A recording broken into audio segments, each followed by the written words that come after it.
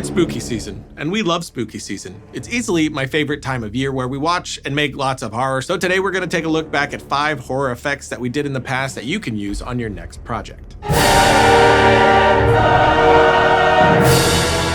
First up is a fun one, a really simple way to get a great end result like this. Want to have a staring contest? Sure, if you want to lose. Ready, go.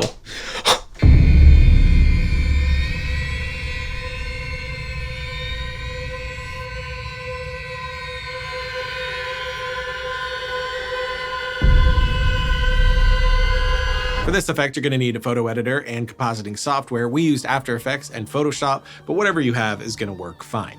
To start off, we put 2 pieces of tape on our actor's face for tracking. Then in Premiere, I went through and found a frame grab that would work for corrections, then brought that into Photoshop. I'll start in Liquify, which does a great job of finding facial features in the image so you can just start dialing things in a direction. I'll make the eyes bigger and move them apart. Then I'll raise the nose height and drop the width, tweak the mouth a bit, and leave the face shape options alone for now. But this is the base. We can take it a little further manually. We have our warp tool that lets us move things around a bit, including messing up the shape of her jaw here. And her hair behind the jaw is going to be great for hiding the seams of that later on. We can mess with the eyes too, maybe make one lower than the other. Then I'll jump into the pucker tool, which is just a great name. But with this tool, we're going to make the nose a bit smaller, and I think we'll stick with that. Now click OK and get rid of these tracking markers just by selecting them and then using Content Aware Fill.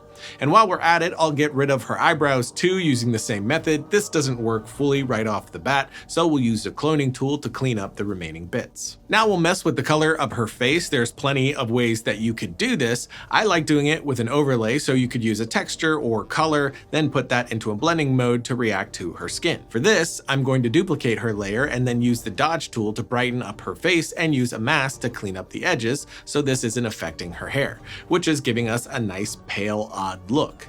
But now I'm going to duplicate this layer and then put that into vivid light blending mode. This gives us a burnt looking feel, which goes too far, so I'm going to dial it back with opacity. Then I'm going to mask out the center of her face so it's just on the edges. And finally, for her eyes, I'll make a blank layer, then color pick a dark area near her eyes, something like this dark red here. Then I'll paint over both of her eyes. Next, I'm going to add a mask to that to clean up the edges, and then remove just the center area of the iris and pupil and set that to hard light. And now we have this. So now with our image done, we can move into After Effects. Our job in here is very simple. With our original footage in our comp, we're going to throw in the image, make sure that our head is at the very beginning, then mask, feather, and position our face over the original shot, just making a digital mask that we can then put on our actor. And to do that, we're gonna hide this mask layer, then create a null and track our original footage. We'll select track motion, then check position, rotation, and scale, and set the boxes over our tape. Then track forward. Now just apply that to our null, then unhide and pick whip the mask layer to our null, and we have this. Next up is a horror movie staple and an even simpler effect than the first one, and that is the flickering light.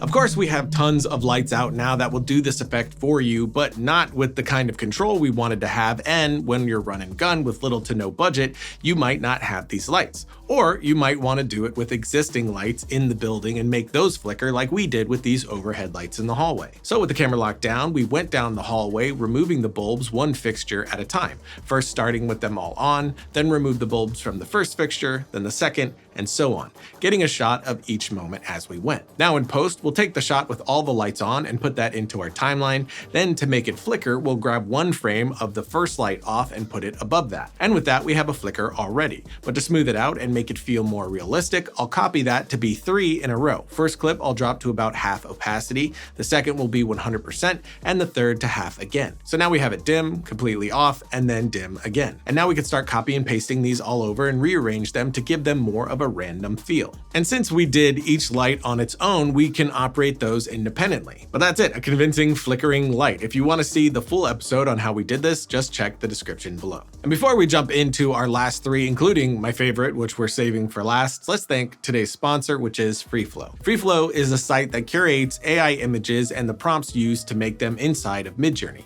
We've talked about Midjourney plenty of times on the show. It's an app that allows you to create amazing images using only text prompts. We've used that for backgrounds and such, but I also use it a ton for concepts and pitch deck material. But if you use something like Midjourney, you know the hardest part is figuring out the right prompts to use to get certain looks or hit a high level of quality. And that is what FreeFlo is giving us, with the best part of this being that it is completely free. The idea is that they select these high-end commercial-looking images for you to use in your projects. So you can find one of those, like this insanely photoreal image here, then find the exact prompts that were used to get this end result. Usually Midjourney sites like this are not for images that you can use in actual design or commercial projects. They tend to be mostly robots, anime, or too abstract. But with FreeFlo, you can get these high-end images and their prompts to make your own variations, and again, for free. So find something to download and use right away, or grab the prompt. To try this out for yourself, head over to freeflo.ai or click the link in the notes and try this out because,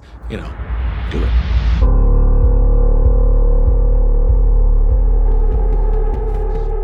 Next up is one of my favorite blood comps we've done on the show, and that was done completely in After Effects. So first, create a null and solid layer, then link the solid to the null and mask out a shape from the solid, something that would give us a shape of the throat wound. Then we'll keyframe the rotation, scale, and position frame by frame to track with Josh's neck as best we can.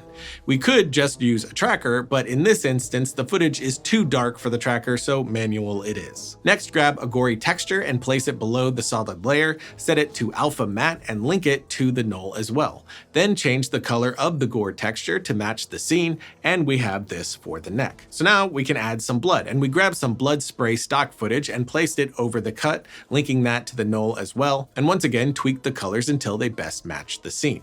Finally, we added in a few more layers of blood using the same method, masked around Josh and King Crow to make sure that the blood appears behind any foreground objects, and we're done.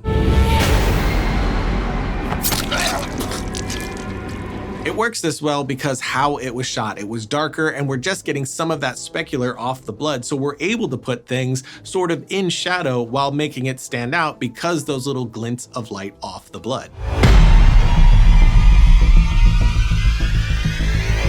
Sticking with bloody effects, but this time going all practical. This comes from an episode where we tried out several practical blood and gore effects, so check that out in the description below. But with this one, we were trying our hand at doing a Quentin Tarantino style bloody bullet hit, and we went very DIY with it.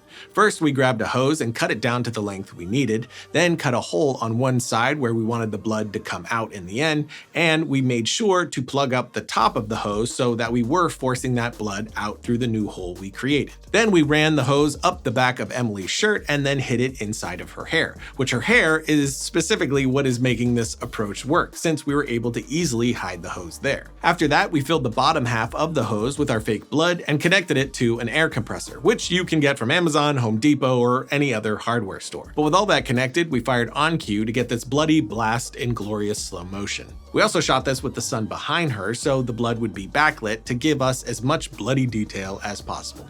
I pray that he will be with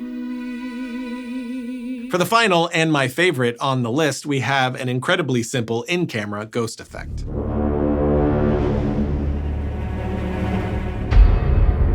To pull this off, you'll need a projector, which any projector will do, and some see-through material. You can get this projection material, which would work much better, but when we shot this, it was sold out. So we ended up getting this fabric that was similar and pretty cheap off of Amazon. It took some testing to get the right light levels and background, and something we learned quickly was that any wrinkles on the fabric became very pronounced in light and completely killed the effect, but we just steamed those out and we're good to go. Once we had everything set, we used double-sided tape to get the fabric on our wall, set up the projector, and connected that to our laptop where the footage of our ghost would be playing. Then we could play that on a loop while we lit our scene. And we had to make sure not to let any light spill on the fabric at all, or that would also completely kill the effect. But that's it. You do need a projector, and that can be pricey, but if you already have one or need an excuse to get one, there are so many uses for a projector in cinematography and effects. We've done a bunch of episodes around projectors on the show before, which we'll throw links to in the notes below. But I love the idea behind this. It's like an LED wall and Pepper's ghost had a baby.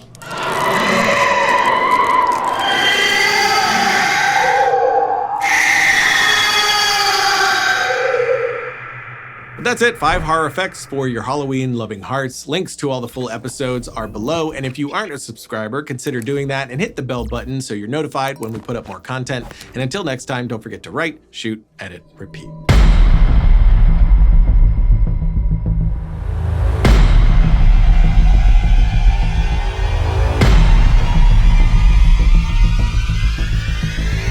See you later. Ta-ta.